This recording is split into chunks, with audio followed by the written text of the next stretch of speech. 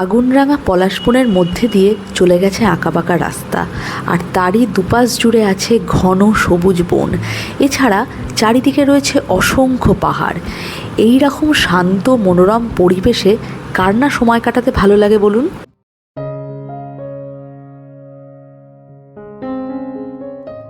তাই আজ আমরা যাব অযোধ্যায়, আর আমাদের সাথে আপনারাও থাকছেন কিন্তু। তাহলে চলুন আর অপেক্ষা না করে বেরিয়ে পড়া যাক।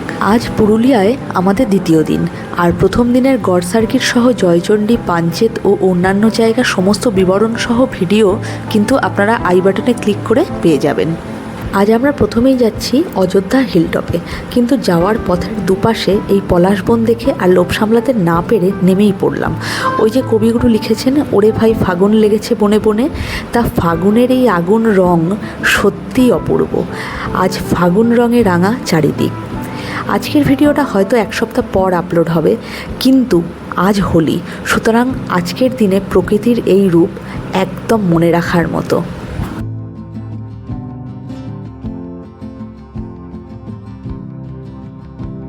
এই জায়গাটা এত সুন্দর যে এখান থেকে আসতে একদম মন চাইছিল না। তবু আমরা এখন যাচ্ছি অযোধ্যা হিলটপে। হিলটপ ভিউ পয়েন্ট থেকে রাস্তাগুলোকে একদম সাপের মতো দেখতে লাগছিল, আর এই জায়গাটার নামও জিলিপি মোড়। সত্যি রাস্তাগুলো কেমন জিলিপির মতো পেঁচানো, তাই না? অযোধ্যা হিলটপ থেকে বামনি ফলস যাওয়ার পথে ডান দিকে পাহাড়ের কোলে পড়বে এক জলাশয়, যা মার্বেল লেক নামে পরিচিত। আমাদের নেক্সট গন্তব্য সেখানেই। যাওয়ার পথে পেরোতে হয় বেশ কয়েকটা আদিবাসী গ্রাম, আর যেহেতু আজকে হোলি তাই গ্রামবাসীরা মেতেছেন পরবে। এবারে আমরা এসে পৌঁছেছি মার্বেল লেকে। বলা হয় পুরুলিয়া পাম্প স্টোরেজ জলবিদ্যুৎ প্রকল্প তৈরি করার সময় পাহাড়ে যে ব্লাস্ট করানো হয়েছিল, তখনই পাহাড়ের মধ্যে এই গিরিখাতের অবস্থান জানা যায়, যা আজ অযোধ্যা পাহাড়ের এক অন্যতম পর্যটন কেন্দ্র।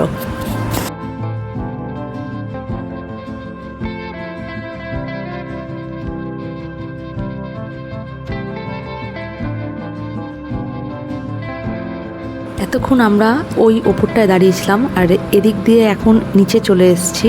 নিচ থেকে মার্বেল লেকের ভিউটা কিছুটা এরকম। মার্বেল লেক থেকে এবারে আমরা যাচ্ছি বামনি ফলসের দিকে। বামনি ফলস দেখতে হলেও আমাদের পেরোতে হবে প্রায় 500টার মতো সিঁড়ি।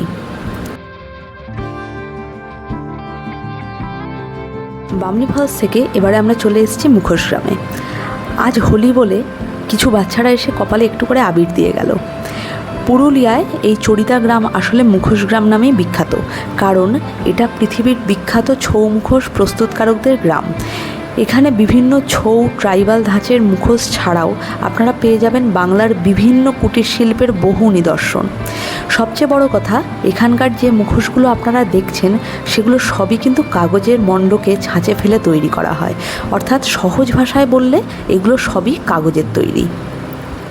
চরিদা গ্রাম থেকে বেরিয়ে এবারে আমরা ধরলাম গ্রাম ছাড়া ওই রাঙামাটির পথ, আর এই পথ সোজা গিয়ে মিশেছে লোয়ার ড্যামে। ড্যামের একদিকে উঠে গেছে খাড়া পাহাড়, আর তারই নিচে দেখা যাচ্ছে ড্যামটাকে। আমরা যেহেতু এখানে বিকেলে এসেছি তাই প্রচণ্ড হাওয়াও ছিল, আর দেখতেও খুব চমৎকার লাগছিল দূর থেকে।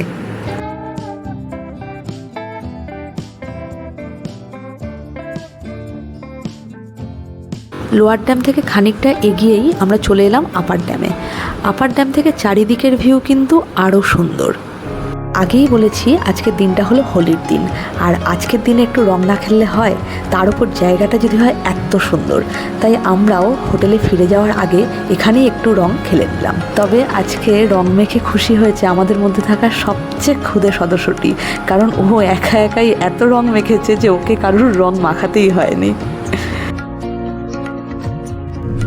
ফিরতি পথে দেখলাম গ্রামবাসীরাও ধামসা মাদল নিয়ে মেতেছেন আজকে উৎসবের মেজাজে। এবারে মনটা একটু খারাপ খারাপ লাগছে, কারণ এই জায়গাটা এত সুন্দর যে এখান থেকে যেতে মন চাইছে না। কিন্তু এখন আমরা যাচ্ছি হোটেলে, আর আজকের রাতেই আমাদের ফিরে যাওয়ার ট্রেন। তো বন্ধুরা, একদম নির্জন শান্ত পরিবেশে যদি আপনারা কোথাও 2 দিনের ছুটি কাটাতে চান, তাহলে অবশ্যই একবার আসবেন পুরুলিয়াতে, কারণ জায়গাটা সত্যিই অসাধারণ। আমার ভিডিওটা যদি ভালো লেগে থাকে তাহলে একটা লাইক করবেন, আর চ্যানেলটাকে সাবস্ক্রাইব না করে থাকলে সাবস্ক্রাইব করতে কিন্তু একদম ভুলবেন না। তো আজকের মতো বিদায় নিচ্ছি এখানেই। দেখা হবে অন্য কোনো ভিডিওতে। ততক্ষণের জন্য টাটা। সকলে ভালো থাকবেন, সুস্থ থাকবেন।